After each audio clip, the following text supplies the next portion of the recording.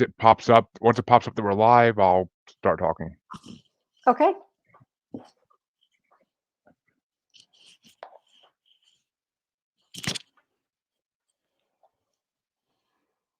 Welcome to Paranormal, the New Normal. I'm your host, Jeremy, as always, and I am joined today by another guest I found on Podmatch, which not a sponsor, but you could be. And I am very excited to have her here because it's a topic that I've covered on the show a little bit, but never to this depth, and I would like to get into it a little bit more. My guest this week is Tina Irwin, the Ghost Helper, which, or a Ghost Helper, whichever she prefers. And Tina, how you doing tonight?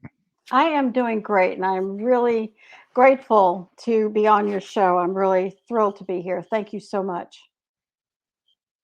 So the first question I ask pretty much everybody in my show is, what made you get into the paranormal supernatural world? Like, what made you want to get into this?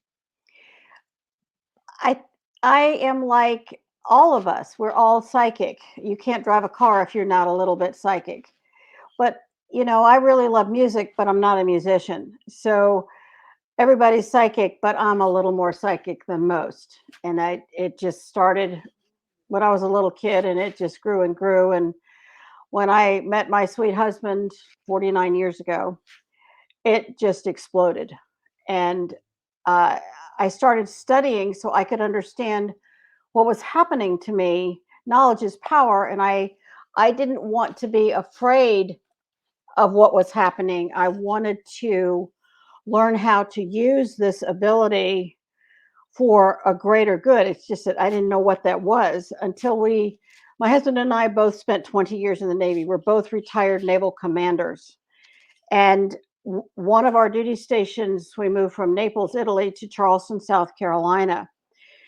And we moved into a house that was 18 months old and was profoundly haunted from 400 years ago, because everything in Charleston is haunted. And I didn't know how to cross this unbelievably busy ghost over. I just thought at some point madness would set in. I mean, at the time we were two lieutenants with a small child, and we couldn't believe the events, the knocking on the walls and the running down hallways and the theft. Oh my gosh. The things that vanished overnight. And we discovered the neighborhood was haunted. And then we discovered that our neighbors were having problems. And then I contacted the Duke University School of Parapsychology. And my question was, how do you cross over a really pesky ghost? And they said, we don't have a clue. And I thought, this cannot be this hard. Surely this can't be this hard. And I set up a goal for myself, in addition to my career and my marriage and being a mom, that I wanted to understand this. And I achieved that goal. I see the dead, I talk to the dead, and I can cross them over. And to put a bow on this little story, I figured out how to create a prayer that enables anyone to cross over a ghost, because you shouldn't have to pay a psychic to help your loved ones. You should be able to do it yourself. And so I created, with a little help from the other side, the crossing over prayer. How's that for a little story? That's a beautiful story. And one, thank you for your service. I Welcome. wanted to say that first and foremost because I respect anybody in the armed services. As I myself could never see myself doing that, but I respect anybody that did because they have more courage than I do. And Sandy, thank you. We appreciate you watching. And yeah, the crossing over prayer, which I looked into you a little bit, of course, for the show, just so I know who I'm talking to. And I saw that, and I didn't exactly read the prayer, but do you have to? The first question I have about the crossing over prayer is,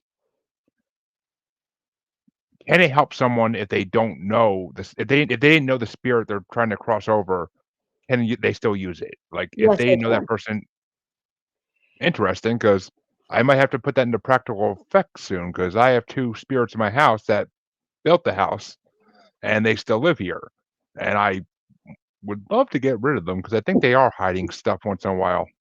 I mean, they're definitely not nefarious in any means. They're very peaceful ghosts, but they still live here and they creep us out sometimes. Well, I also wrote the Crossing Over Prayer book. It's 88 prayers to help the living and the dead. And I had people contact me from all over the world, ironically, as I was writing it, because I didn't publicize that I was writing it. And I had it was an amazing number of requests. And one of them was from a client whose 17-year-old son took his own life. And I created the Crossing Over Prayer for suicide. And there's the prayer for the person who took their life. There's the prayer that for the family to help them with that grief.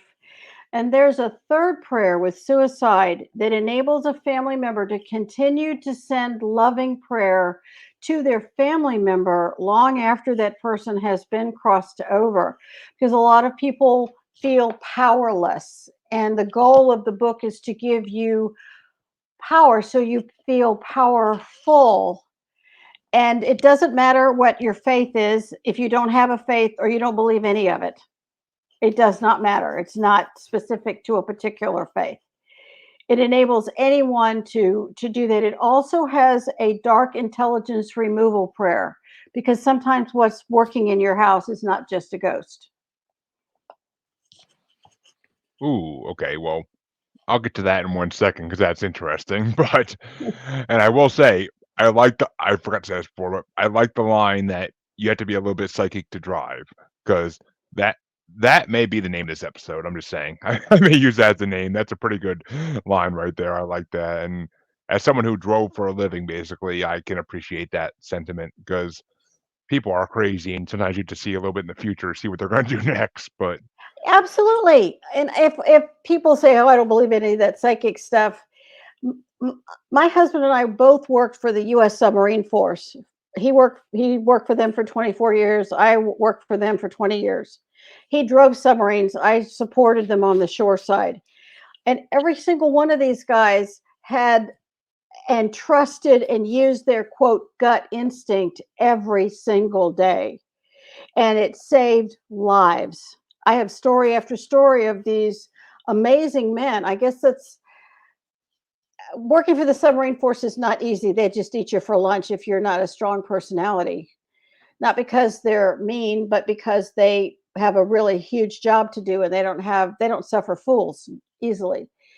And I was really privileged to get to work with some of the finest men you can possibly imagine, some truly amazing individuals, and they trusted their gut instinct. And that's what men call it. Women call it psychic ability, or I'm intuitive, or I'm empathic. All of those things are correct. It's what works for you, but you can't really go through life without a certain sense of psychic ability. And that's it's like I had a feeling that person was going to change lanes, so I held back. Or something about this made me feel uncomfortable. And I see this a great deal with real estate agents who really get a feeling about a house. I work a lot with real estate agents. So, yes, everyone has to be psychic to make it through life. which it's funny you say that because I've talked to a lot of mediums and psychics on the show in the past, Hmm. and I've been told multiple times, and I truly believe this, that there is a spiritual awakening happening in the world right now. A lot of them have said over the last 5 years, especially, that more and more people are realizing they have these psychic abilities, and they're trying to strengthen them, and they go to all these classes and whatnot to try to enhance what they can do.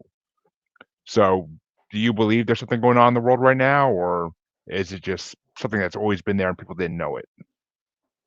Well, the answer to both your questions is yes. It's always been there, and people didn't necessarily realize it. Well, what's happening in the world right now is happening on the physical and the spiritual, or to use your term, paranormal level. And this feeling of connection to people, this feeling of concern for people, this feeling, look at that word, feeling, sensing. We use those terms and we don't think of them as psychic terms. We think of them as normal language, but if you took normal language apart and you realize that you have a feeling because you're using a sixth sense to get that feeling.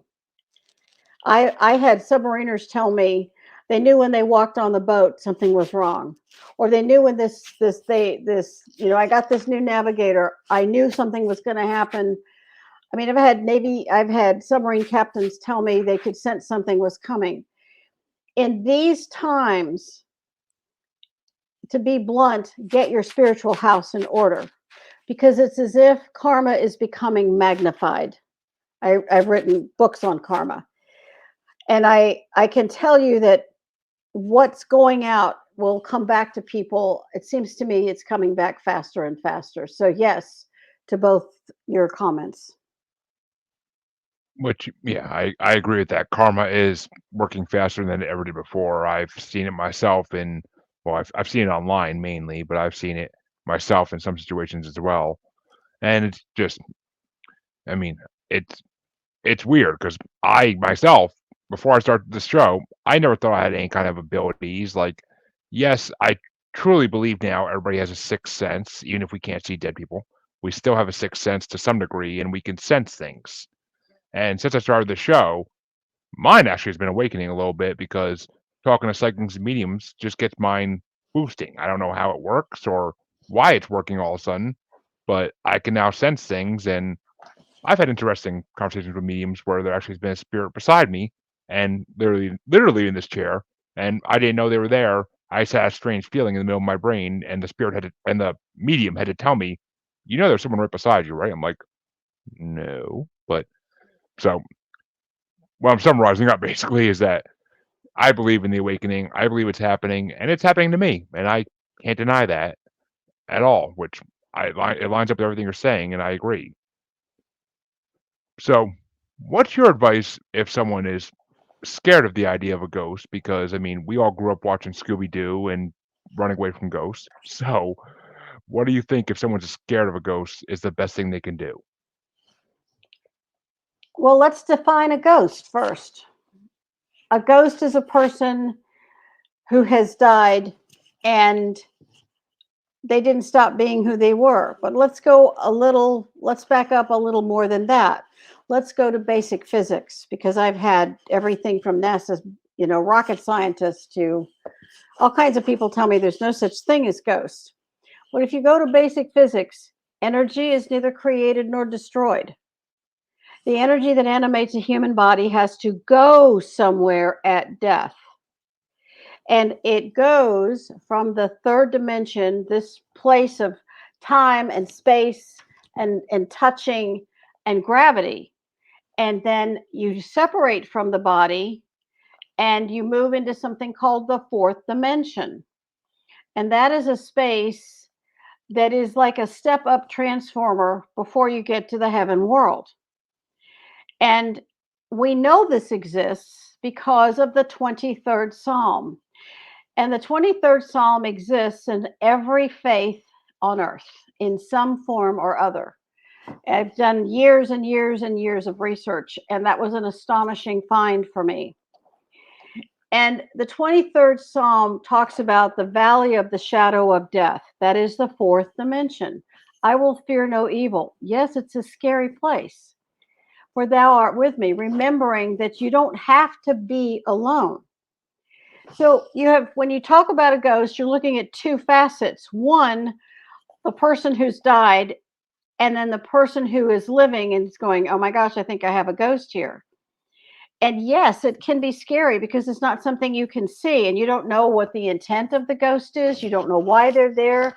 Some ghosts can be mischievous, some can be physically harmful. I had a ghost take little pins and stab my grandson, and he was about 15 months. And she was 7 years old. She came to school with my granddaughter. And my son called and he said, you need to look at Jack, because something's going on, because we've never heard him scream like this. And I found her, I remote viewed her, found her, and She had no idea she was dead. And I said, "Sweetie, what's the last thing you remember?" And she said, "I was swinging." And I said, "Did you let go?" She said, "Yeah, I could fly like a bird." And I said, "Then what do you remember?" And she said, "My mommy was crying, and she wouldn't answer me." And I got so angry. All right, this is normal human emotion. This child has no idea she's dead. I brought in an angel. I explained that she had died on that swing. I crossed her over, and my grandson stopped crying like I turned a switch. And so it's great to have your your psychic on speed dial, I guess. My point is that that ghost didn't know she was dead, and they could have used the crossing over prayer, but I think I'm a little faster for them. And y- if you have a tool, it gives you power, more power than the ghost has, and you don't have to be afraid. Is that a start? How does that work for you? That sounds pretty much right, which my kid just, for those who don't know, because I told Tina this a second ago, but my kid just had a little bit of an accident swinging, and that story kind of hits home right now. So I'm happy it didn't go that way, but thankfully she knows she's not a bird. At least I hope. Maybe she thinks she's a chicken because we have chickens, but I mean, it's just, yeah. I mean, I could imagine to be a ghost and to not know that you died must be horrifyingly confusing to them. And I truly believe in ghosts. I haven't seen them, but I felt them around me in this house enough to know I believe in them and that they exist. And I actually had one talk to me. For all my listeners, go back to one of my previous episodes, and I'm sure you'll hear that story. I'm not going to go into it again, but it's just ghosts are a tricky thing because there's a lot of different aspects that could be with ghosts, whether on what they know and what they don't know. Because my theory has always been that when you become a ghost, it's like becoming a baby again. You have to learn everything over again. You have to learn how to control things again. You have to learn how to move around again. Like, at least in my mind, that's what being a ghost is. It's like being a baby again because you don't understand where you are yet. Unless maybe you were of a senior age and you died naturally, then maybe you know what's going on. But for anybody below that age, I could see how they'd be confused about where they are and they wouldn't understand what's going on. I could truly see that. Well, I think when a person dies and they are not encumbered by a physical body, the density of a body, you travel with the speed of thought and you don't realize it. Somebody thinks about you and you're standing next to them, and then another person is calling out for you and you're standing next to them, and you start ricocheting among family members. And you and that's if you even realize you're dead. But some people, especially on a battlefield, they're still fighting that battle.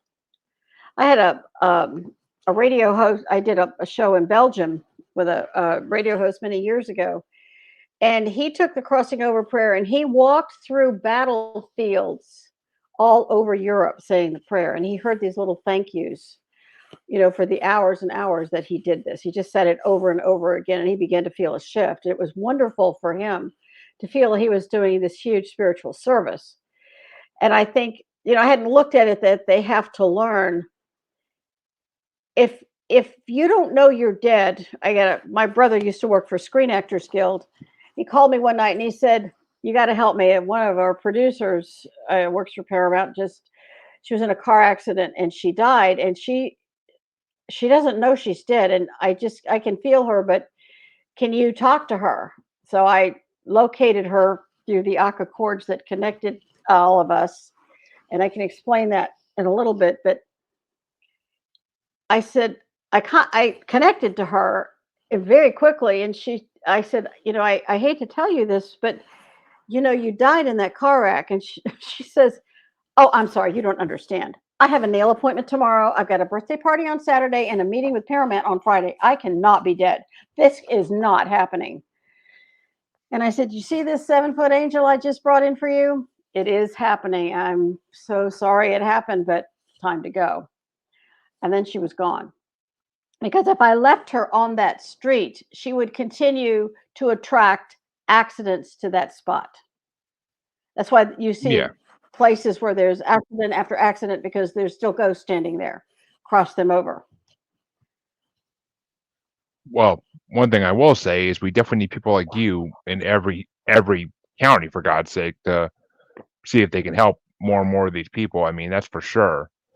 But actually, going back, you said a couple questions ago that they're not always ghosts; that they are sometimes other entities. I have a feeling where you're going with that, but what did you mean by that?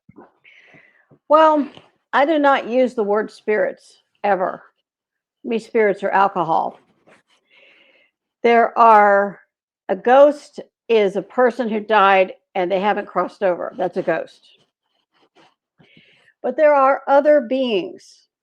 And do you remember the movie Ghost with Whoopi Goldberg and Demi Moore and Patrick Swayze?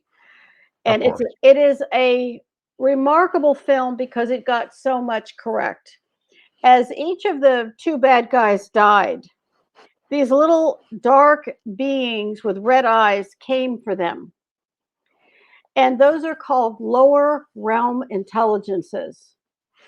And they will come after you with these long claw like fingers. There are black magicians that exist on those realms. There are things that look like vermin that exist on those realms, and they can harass the living and the dead. They are also types of beings.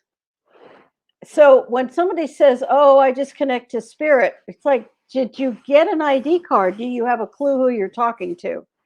Because I don't use that term. If it's a ghost, it's a ghost. If it's an angel, if it's a higher realm being, and a lot of really professional psychics work with higher realm beings and they perform due diligence with them every time to make sure they know who they're dealing with. You can't just trust spirit. That's just dangerous. That's so you have a potential to have some very, very dark beings.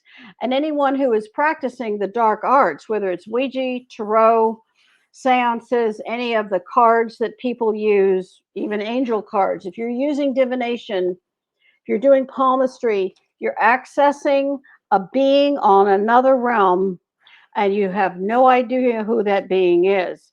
And those are some of the darker beings, and you aren't paying them for the help they provide you because they can come back later and take their pound of flesh literally at any time they choose. It's a very, very dicey game. I just warn people to be very careful. I agree. I mean, we've all heard of. I mean, I'm sure everybody's heard of Ouija stories gone bad, but Yeah. I believe there's a demon named Zozo that's out there because of a Ouija board to begin with. But and that's one of the more popular ones I've heard. But I'm sure there's a lot more out there that are horrifying to begin with. But you did say a minute ago when you were telling the story about the um, Paramount person who died that you pulled on the cords, which What I did was I'm connected to my brother. My brother is connected to the producer. I do what's called following the Aka chords.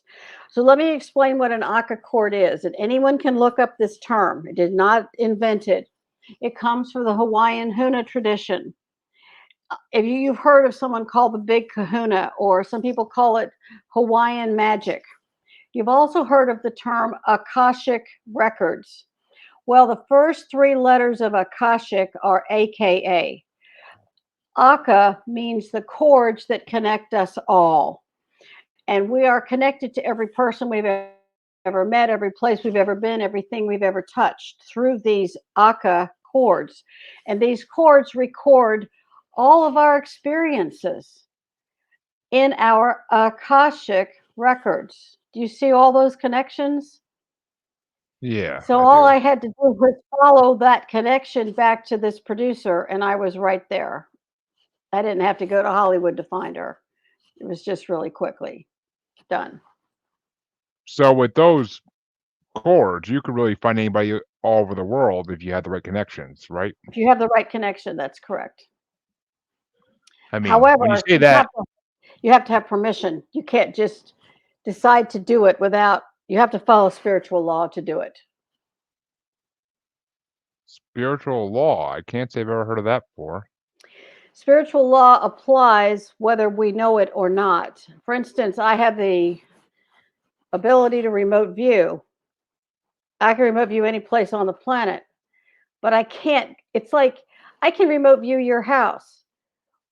Well, what is the difference between me roaming through your house or me knocking on the door and requesting permission? You wouldn't want me to just walk through your door whether you gave permission or not. You would want me to ask your permission if I can come in. And spiritual law requires it that you ask permission. And spiritual law is it's like basically it's karmic law.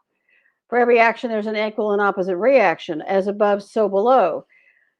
Anyway, when you follow spiritual law to the letter, you have to obey that law, regardless of what your personal feelings are.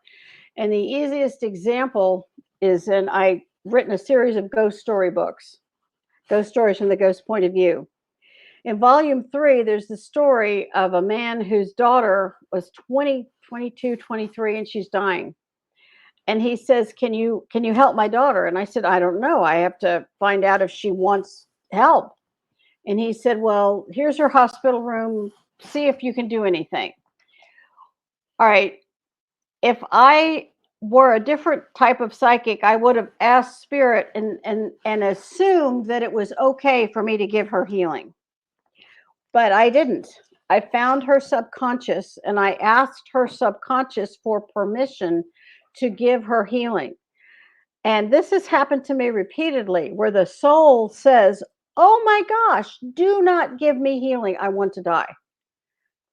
Do not prolong my agony. Please let me go.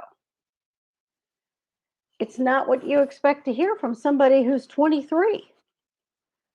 And I said, I will respect your wishes. Will you allow me to give you assistance that will stay with you? And upon your death, you will be crossed over. And she accepted that.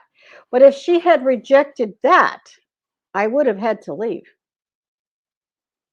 Which is very respectful. I mean, I respect that 100%, that you would actually follow that, because I know many psychics or so-called psychics would not respect that, and they would just try to do whatever they think is best. So, I mean, a 23-year-old wanting to die, though, I mean, that's just horrible. I couldn't imagine. Oh, it was horrible watching her emaciated body. I could see rigor mortis had begun to set in to the etheric body, and I knew she didn't have much longer, and she died 2 days later. But I had somebody standing by her. There was a very interesting case of a divorce attorney who was profoundly depressed. All of a sudden, overnight, developed breast cancer, and without about 4 or 5 weeks, she was dead, which is pretty fast. And someone sent a series of healers to heal her, and they asked me, and I said, what does she want? And she said, well, she doesn't want healing, but we think she should have healing. And I said, what gives you the right to overrule the soul? I don't have that right. That's beyond my jurisdiction. So I can't do that. If that's what that person says, you have to listen to what the soul wants, unless they're dead, and then they create terrible karma haunting the living. That's one of the reasons, even if they say, well, you can't cross me over, by God, I do cross them over. Yeah, which I can understand that, and that makes sense, actually. But how do you do anything to help the relatives and the other people in these situations? Like, do you teach them how to deal with the grief of all this, of the horrible things that happen in life? If they ask me, again, a lot of people are very well intentioned. The challenge is, if someone asks me for help with their grief, then it's a specific request, and I focus on answering that request. But I can't just go in and do something that I think they need. Again, it's a violation of free will, and it incurs negative karma for the psychic. And the greater your level of ability, the more magnified the karma is if you cross the line. Yeah, makes So sense. I am very, very careful. Don't mean that Have to you sound ever picky. Have I ever what? have you ever done anything with like natural disasters where you went to an area and looked for spirits and the people that passed in this natural disaster to ask them if they need help on like any kind of If mass event? yes, I did that after 9/11. And I wasn't the only one. There were a series of psychics after 9/11 and the Oklahoma City bombing. I did not participate in the Oklahoma City bombing, not as advanced at that point. But after 9/11, I was far more capable. And there were a lot of psychics who went to New York psychically and started crossing people over. I mean, literally in the ether, I could see blood. It was nothing like I had ever seen before. And apparently, the collapse of the controlled demolition of those buildings actually punched holes in the ether in the ground. And an awful lot of I wasn't the only one to see it. Many others who were very sophisticated went and began to close those holes. Hmm. Which I kind of want to ask what you mean by controlled explosions, though I know what you mean, but I mean I don't know if you want to get into it on this show, but Let's just leave that there and let people figure out how a building collapses like that, including Building 7. Let's just let them figure that out.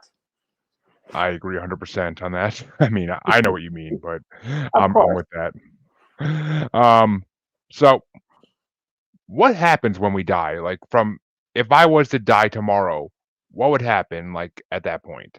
Because it's a mystery that we all want to know. So I figure I'd ask this. I think that's an outstanding question. And it depends on the method of death because there are just jillions of different ways that people die.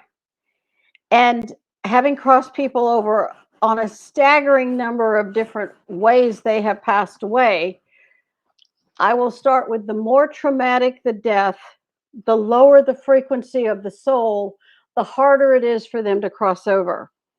If the death is truly traumatic, they were murdered, they were in a horrible accident, they were in a plane crash, they do not understand fully what's happened to them. If they do, there is a sense of horror and rage with the soul. If you've ever had a loved one murdered, it's very difficult to imagine how you could even begin to manage that. And if a child dies, and my niece died when she was 6 years old, she sat on the sofa and she said, "Mommy, I feel hot." And she died. It was stunningly sudden. She wasn't even sick. So I had to cross her over, and my grief was so profound. My frequency dropped, and I had a hard time crossing her over. So one of my brothers helped me, and I brought in angels for her and crossed her over. Her grandfather met her. I actually got to see that part. If someone is practicing serious black magic, cult black magic, Satanism, if they're doing those things after they die, these horrible dark beings come after them. Not because I say so, because it's just what happens.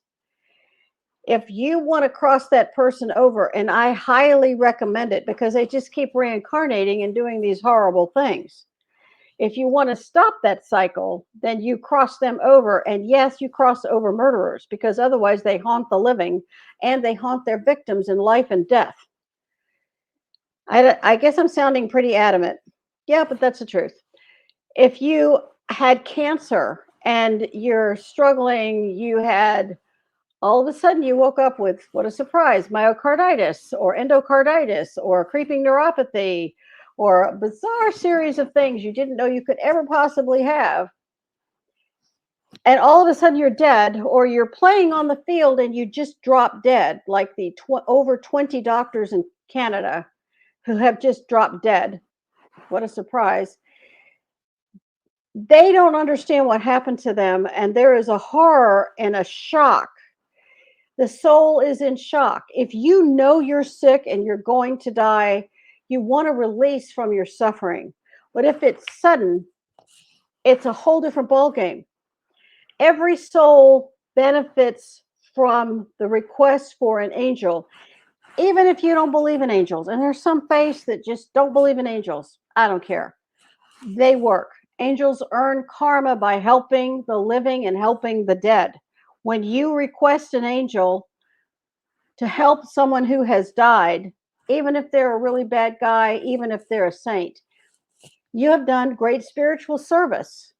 That's the whole point of psychic ability. It's spiritual service. That's the bottom line. So let me stop for a minute. I want to make sure I stay on track. Is that answering the questions? Yes, that's answering the question greatly, which, I mean, and then it totally makes sense to me when you say that, like these satanic ritual people, these cult people, when they die, I totally would understand if these dark beings are taking them, because in some way, when you're doing that, you're offering part of you to something else that you don't understand. So of course they're going to come for you when you die, and they're going to take what's theirs. You bet. You Am I sold your wrong? soul.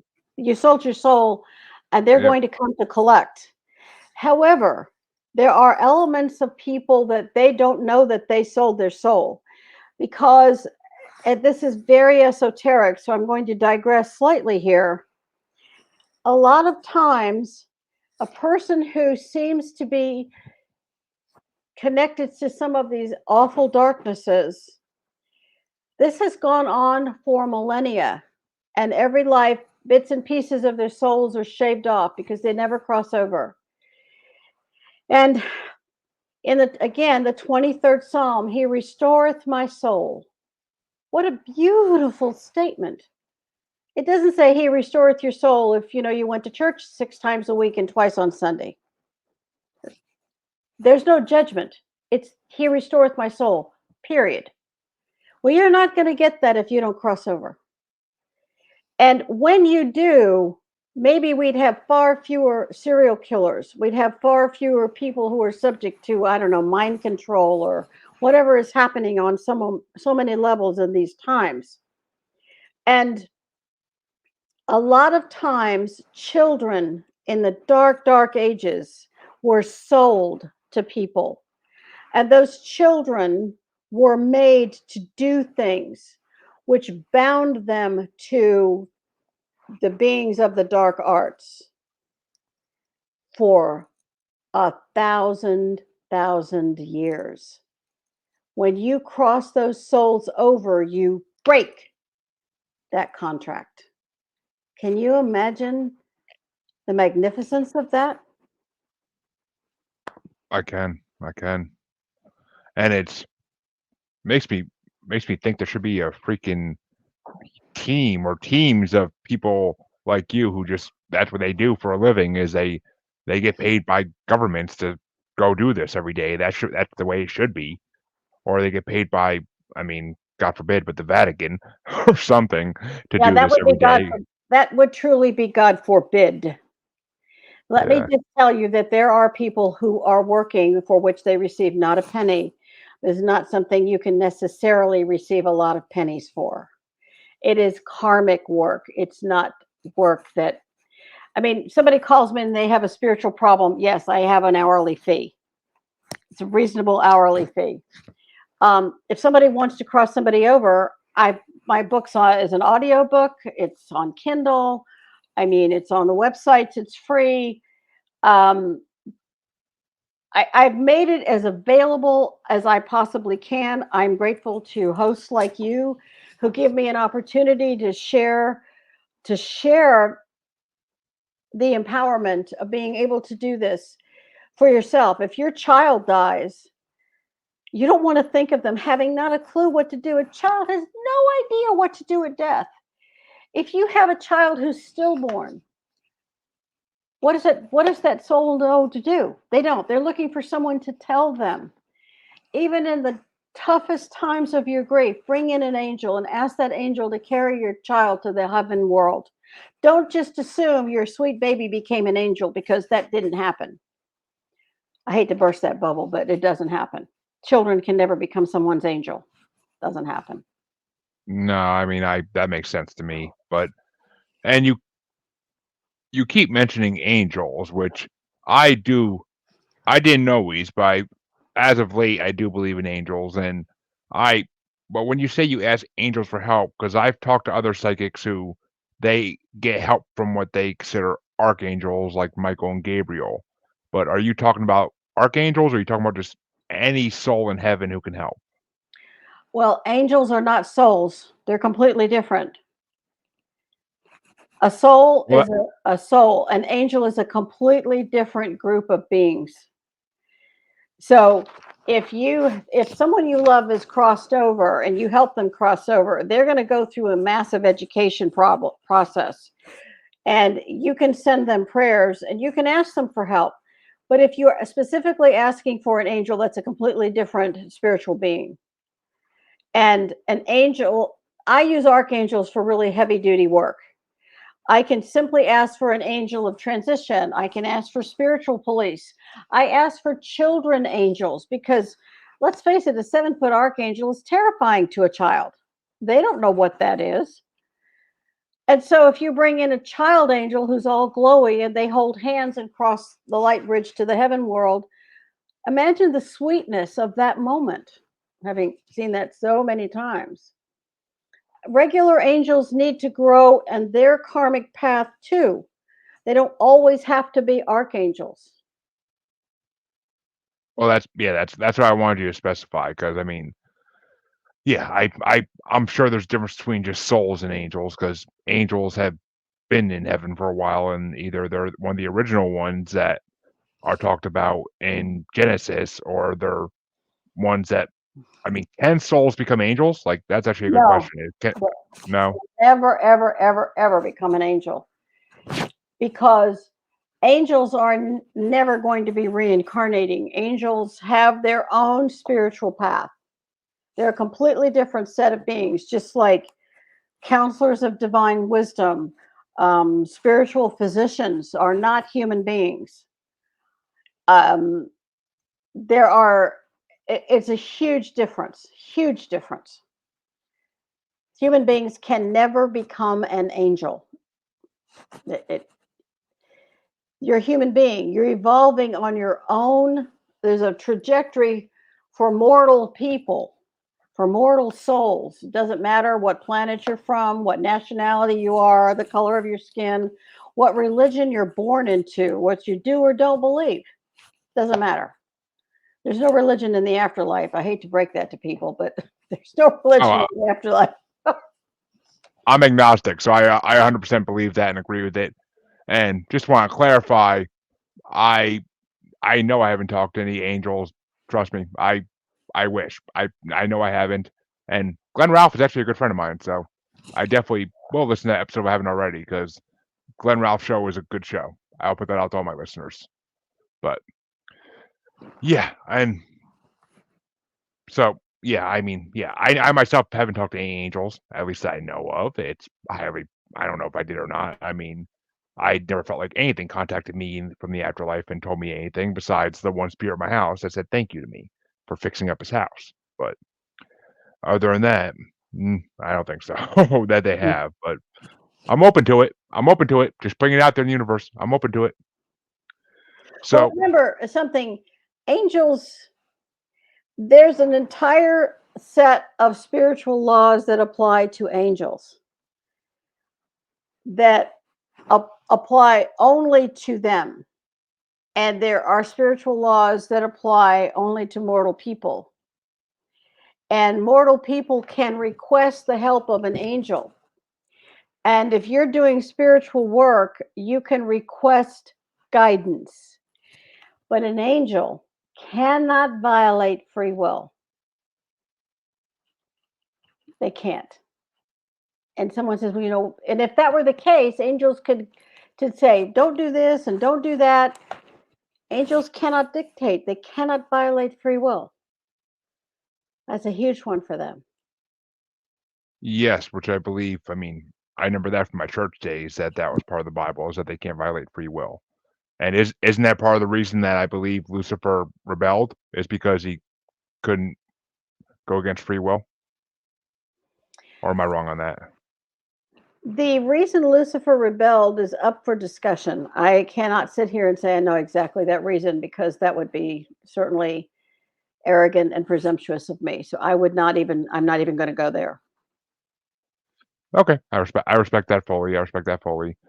I just I just got done listening to a retelling of Paradise Lost, so that's kind of been on my head a lot lately. Is Hmm. the whole story of Lucifer and all that, which it's interesting, but it's just many sides to that story, and none of us will ever know the truth of it unless we were alive unless we were in heaven at that point, and none of us were. So, but let me ask you this: do you believe in reincarnation or Oh no? my gosh, Or yeah, absolutely. It's what Christ meant when he talked about life everlasting. He never talked about death everlasting. All the great texts of all the great faiths talk about life everlasting. And if you die in the first 5 minutes of life, you're still a soul. The has to go somewhere, and the soul comes back. So we live life after life for the experiences. And in each life, we gain a certain measure of spiritual progress or spiritual regression. I have a book out called Soul Evolution, Past Life and Karmic Ties, and I actually talk about this at great length. And the case for reincarnation is literally without, I mean, I don't know how anyone can possibly debate it anymore. There's so many stories, so many cases, so much memory. It's like you walk into some place and this guy, I've been here before. I had a client many years ago who was visiting Spain, and she and her brother went up. They went to all these different buildings, and one of the buildings was where the Inquisition tortured people. And from that point on, this woman was violently ill. I mean, to the point, I mean, it was horrible. So I got a phone call in the middle of the night from Spain saying, "Can you help her?" And I was recommended by her father, who was a physician, which was kind of funny. And so I remote viewed her body with her permission, and I spoke to her subconscious and found out she was tortured and murdered in that room in that building that she was in. To her subconscious, there was no time and space. She was right back there. She couldn't differentiate between that time and the current time. And she was going through the same fear and horror of that time. And I was able to explain to her that that time was over and start providing enough healing to get her past that moment. And I when she finally, you know, she got better literally within 4 hours. She stopped vomiting, she stopped the diarrhea, she stopped crying. She was at peace.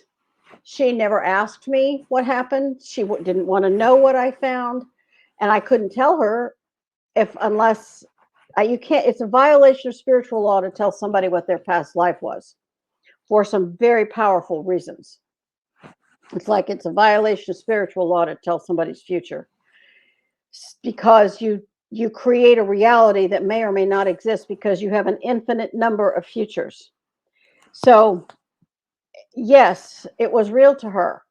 I was thrown out of a window by the Inquisition in Spain. I have a hard time in Spain. I have actual memory of it.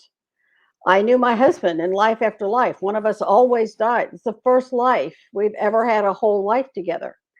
I clearly remember those other lives with him. I mean, I can go on, but the case for reincarnation, and remember, it was removed from the Bible in like 1628 to the Council of Nicaea because one of the prostitutes who was sleeping with the bishop didn't want someone to recognize her in a future life as a prostitute. That's why it was removed from the Bible, but it was always there.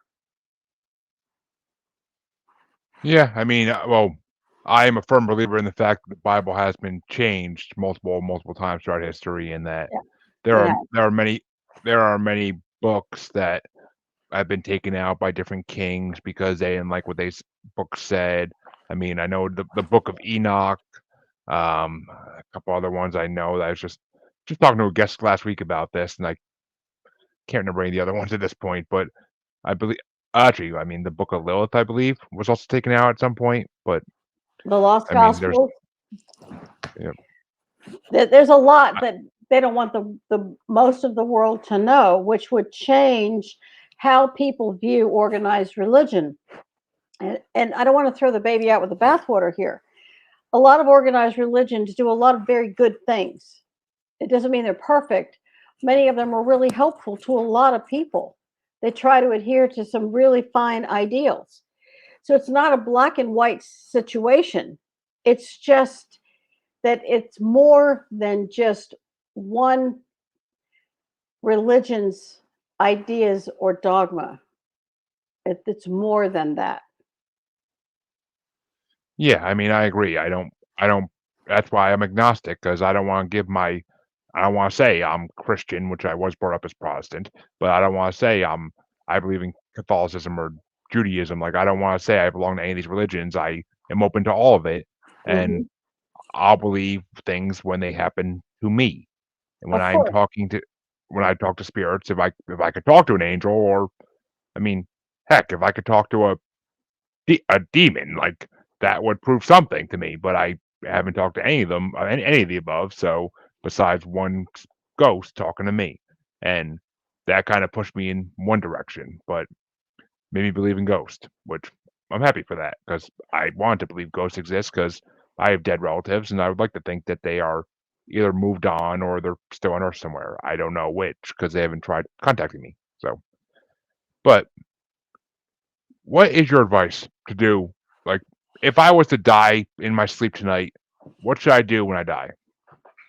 What should my soul do? ask for an angel to help you cross over And they will what immediately. they will immediately come and help me. I mean, because Immediately. Immediately. Tell your family, read the crossing over prayer. Have it available to them. When my brother which died, I knew he was dying, so I had him all set up, but I immediately crossed him over like within 2 seconds of him flatlining. I did not delay. It's Let me put it to you this way. Asking an angel to assist you in crossing over. When you set foot on that light bridge to the heaven world, you are embraced with the most glorious feeling of love, of healing, of hope, of joy that is not the human language. There's no language on earth that has words to describe how powerful and amazing this is. And I mean, I've seen an uncountable number of souls cross over, and the tears that flow down their face, the gratitude, the light on their faces is there's so much joy. Human beings feel so burdened in mortal life, and they're so afraid of death. I would say don't be afraid of death. It's just a transition to God's. It's the fourth dimension is just a step up transformer. You get there, you leave the body, you ask for an angel, you ask for an escort to the heaven world right now. And you look for that light and you move right into it. Don't hesitate, don't linger. If you're worried about the family you left behind, when you cross over, there are counselors of divine wisdom and they will help you to help your family. I have story after story where someone was so worried about their loved ones. And I said, I promise, if you cross over, there are beings that will help you. And literally within 24 hours of crossing over, a serious problem their loved one had stopped. They got help where they needed it. You're not going to be able to do a thing for them in the fourth dimension. So ask for help. interesting, very interesting. Which I actually wanted to ask you about this because I mean, according to a lot of religions, if you commit suicide, you doom yourself to either purgatory or hell, depending on what religion you're talking about. Is that necessarily true, or can people who commit suicide actually make it to heaven? That's a damn lie. The compassion that is available to someone who takes their life, and I hope anyone who's ever had a family member take their own life can hear me loudly. Every single soul is welcomed into the heaven world without a modicum of judgment. The compassion that embraces that soul at death, and use the crossing over prayer for suicide, please, or murder, or the loss of a child, or a miscarriage. I've got prayers for every single one of these occasions. Abortion, I've got prayers for all of them. When someone takes their own life, people are angry at them because they say, how could they do something so irresponsible? Or I should have helped them, or I should have known. No human being can know fully the mind of another. It is arrogant to think that you can. If you want to be guilty for the rest of your life, that's your choice. What if you swapped guilt for compassion? Imagine what that would be like. You swap being guilty because your husband, your son, your daughter, your mother committed suicide, and you embraced compassion and you asked angels to cross them over and help them find the light they couldn't find in mortal life, but they have it in death. And when they come back, and they will, there's karma attached to it, but it's not what you think. I had a client who committed suicide life after life. There was a person in her life who, every time this person died, she within 24 hours she killed herself. It was one time it was a father, one time it's a husband, one time it was a child. And in this life, through a series of past life regressions, we discovered this. She wasn't hideously punished life after life. She was given an opportunity, which is the blessing of reincarnation. She wasn't sent to some horrible hell. Just to this day, the loveliest person. We worked and worked and worked. She met a wonderful man and she fell in love and she was about to get married and he died in a plane crash. And we both looked at each other and we knew it was the same soul who had died life after life. And I said, but now karma's given you another astonishing opportunity. This life, you know what you have to do. And she said, yes, he's given me an opportunity to know that I can go on living.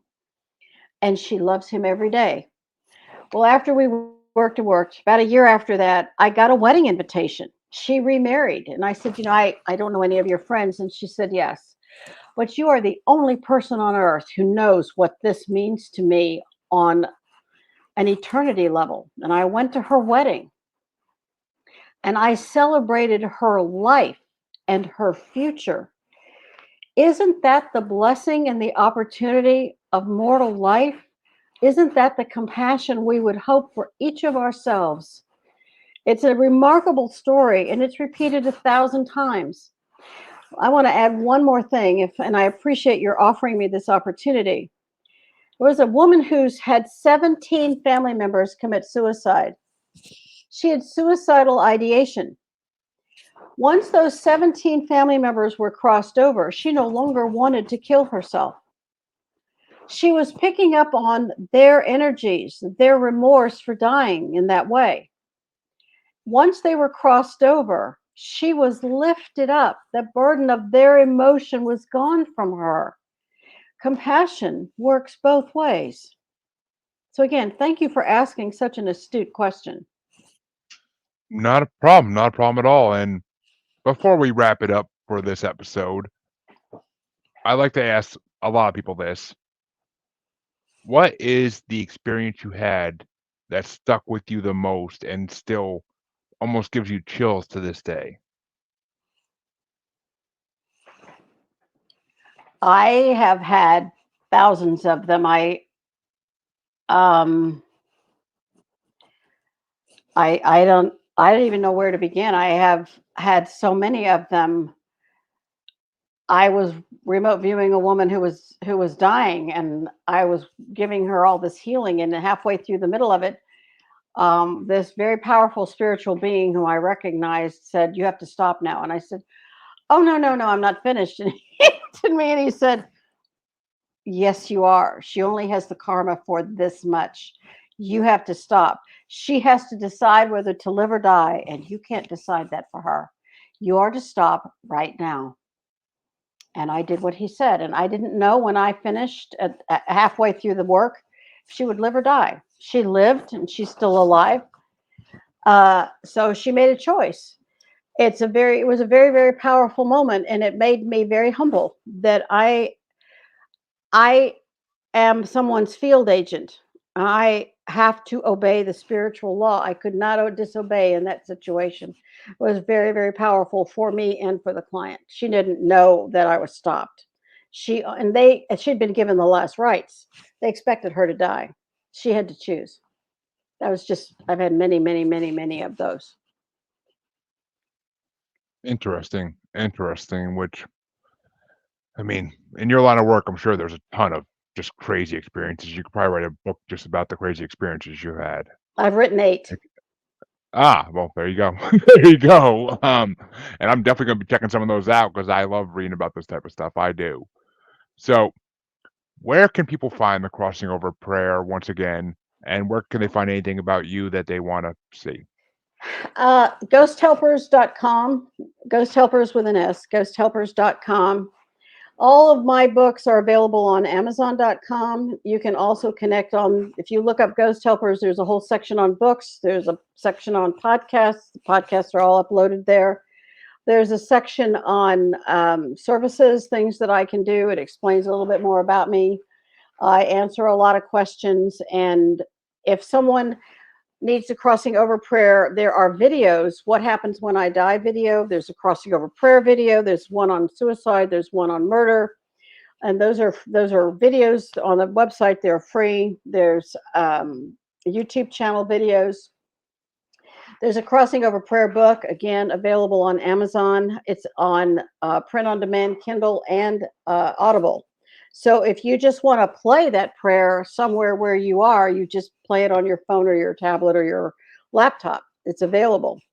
And a lot of people do that.